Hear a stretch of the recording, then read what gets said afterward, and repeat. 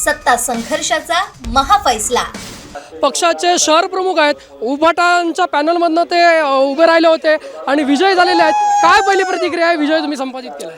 मी जसं बोललेलो, लोकांनी चांगल्या याला मतदान केलं की अराजकता माजवलेली होती, त्यांनी ज्यांना मतदान केलं नाही, बिना पैशाचं मला मतदान केलं, हे भरपूर मी मतदारांचे खूप आभार आहे की एवढे मला हे दिलं की निवडून आणलं, हे मतदारांचे खूपच मी आभार आहे। काटेकी टक्कर झाली, अगदी काही मतांनी तुम्ही पुढे होता, त्या मतदारांना कसं रिटर्न गिफ्ट द्याल या विजयाचं?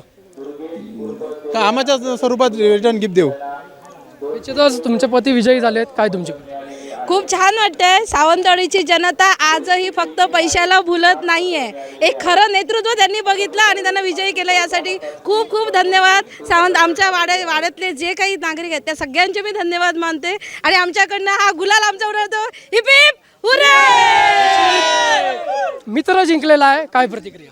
नाही, खरोखरच ही जे आता आपला देवा टेमकर विजय झालेले आहेत ते सत्याची जीत झालेली आहे।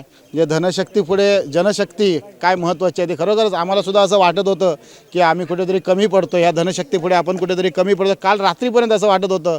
परंतु लोकांनी खरोखरच 4 नंबर प्रभागातील जनतेचे सर्वप्रथम मी खरोखर धन्यवाद देतो की त्यांनी पैशाला झुकतं माप न देता जो काम करणारा आणि सच्चा प्रामाणिक कार्यकर्ता आहे त्याला त्यांनी प्राधान्य दिलेलं आहे। आपल्या प्रभागातील कामं करून देण्यासाठी त्यांनी आपलं प्रतिनिधित्व म्हणून देवा टेमकरला निवडून दिलेलं आहे।